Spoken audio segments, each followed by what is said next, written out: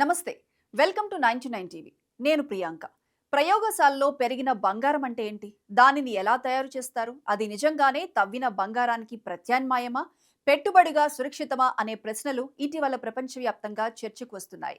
ప్రయోగశాలలో తయారైన వజ్రాలు మార్కెట్లో పెద్ద మార్పులు తెచ్చిన తరువాత ఇప్పుడు బంగారం రంగంలో కూడా ఇలాంటి ఆవిష్కరణలపై దృష్టి కేంద్రీకృతమైంది.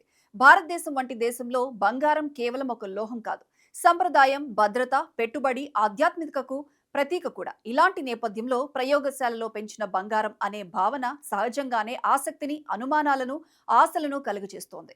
ప్రయోగశాలలో పెరిగిన బంగారం అనేది రసాయనికంగా, భౌతికంగా తవ్విన బంగారంతో పూర్తిగా సమానమైన లోహం. దాని పరిమాణు నిర్మాణం, స్వచ్ఛత లక్షణాలు, మెరుపు, బరువు వంటి అంశాలు సహజంగా భూమి గర్భంలో ఏర్పడిన బంగారంతో ఒకటే. తేడా కేవలం దాని ఉత్పత్తి విధానంలో ఉంటుంది. సాధారణంగా బంగారం భూమి గర్భంలో లక్షల సంవత్సరాల పాటు భౌగోళిక ప్రక్రియల ద్వారా ఏర్పడి తర్వాత మైనింగ్ ద్వారా వెలికి తీయబడుతుంది. కానీ ప్రయోగశాల విధానంలో శాస్త్రవేత్తలు నియంత్రిత పరిస్థితుల్లో బంగారాన్ని రూపొందించేందుకు ఆధునిక సాంకేతిక పద్ధతులను ఉపయోగిస్తున్నారు. ఈ నేపథ్యంలో శాస్త్రవేత్తలు అణుస్థాయిలో లోహాల రూపాంతరం, అధిక స్వచ్ఛత, శుద్ధి సాంకేతికతలు వంటి ప్రయోగాత్మక విధానాలను పరిశీలిస్తున్నారు.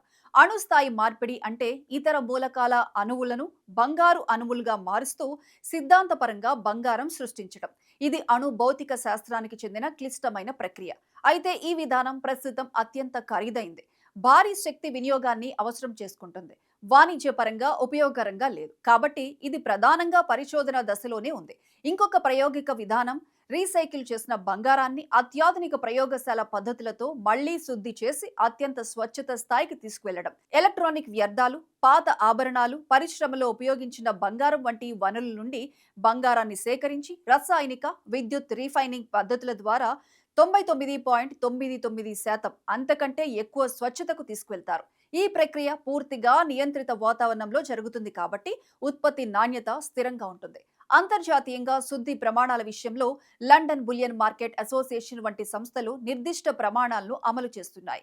ఆ ప్రమాణాలకు అనుగుణంగా తయారైన బంగారం మూలం కంటే స్వచ్ఛత ఆధారంగానే విలువ పొందుతుంది. ప్రపంచ బంగారం రంగాన్ని పర్యవేక్షించే సంస్థలలో వరల్డ్ గోల్డ్ కౌన్సిల్ ముఖ్యమైనది. ఈ సంస్థ బంగారం తవ్వకానికి సంబంధించిన పర్యావరణ, సామాజిక ప్రభావాలపై కూడా నివేదికలు విడుదల చేస్తూ ఉంటుంది. బంగారం మైనింగ్ ప్రక్రియలో భారీ స్థాయిలో భూమి తవ్వకం, అడవుల నష్టం, నీటి వినియోగం, సైనైడ్, పాదరసం వంటి రసాయనాల వినియోగం జరుగుతాయి. కార్బన్ ఉద్గారాలు కూడా గణనీయంగా ఉంటాయి. ఈ నేపథ్యంలో పర్యావరణ రహిత ప్రత్యామ్నాయాలపై వినియోగదారుల ఆసక్తి పెరుగుతుంది. ప్రత్యేకించి యువత, నగర ప్రాంతాల వినియోగదారులు నైతికంగా సేకరించిన, పర్యావరణానికి తక్కువ హాని కలిగించే ఉత్పత్తులను కోరుతున్నారు. అయితే భారతదేశంలో పరిస్థితి కొంత ప్రత్యేకం.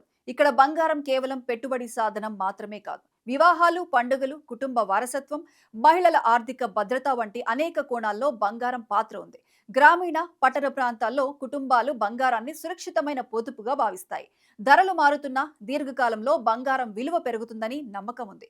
ఈ భావోద్వేగ సాంస్కృతిక నేపథ్యాన్ని దృష్టిలో ఉంచుకుంటే ప్రయోగశాలలో పెరిగిన బంగారం స్వీకరణ కొంత సమయం పడుతుంది.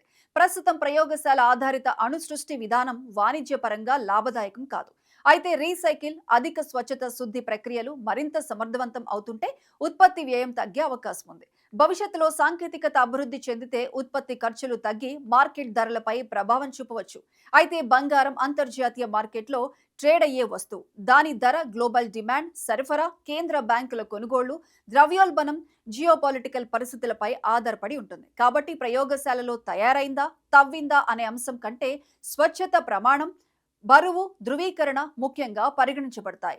ఇక పునఃవిక్రయ విలువ గురించి అనుమానాలు సహజమే. బంగారం సాధారణంగా 22 క్యారెట్లు, 24 క్యారెట్లు వంటి స్వచ్ఛత ప్రమాణాలతో అమ్మబడుతుంది. ప్రయోగశాలలో తయారైన బంగారం అదే ప్రమాణాలకు అనుగుణంగా ఉంటే, అంతర్జాతీయంగా ఆమోదించిన రిఫైనింగ్ సర్టిఫికేషన్లు ఉంటే మార్కెట్లో అది సమాన విలువ పొందే అవకాశం ఉంటుంది. అయితే వినియోగదారుల అవగాహన, లేబులింగ్ స్పష్టత, పారదర్శకత కీలకం. ప్రారంభ దశలో కొంత అనిశ్చితి ఉండవచ్చు, కానీ కాలక్రమేణా ప్రమాణాలు స్థిరపడితే మార్కెట్ అంగీకారం పెరగవచ్చు. ఇది నిజమైన బంగారమా అనే ప్రశ్నకు సమాధానం స్పష్టంగా అవును అనే వస్తుంది. రసాయనిక నిర్మాణం ఒకటే అయితే అది బంగారమే. అయితే అది సంప్రదాయ తవ్వక ప్రక్రియ ద్వారా వచ్చిందా లేక ప్రయోగశాలలో రూపొందించబడిందా అన్నది వేరు.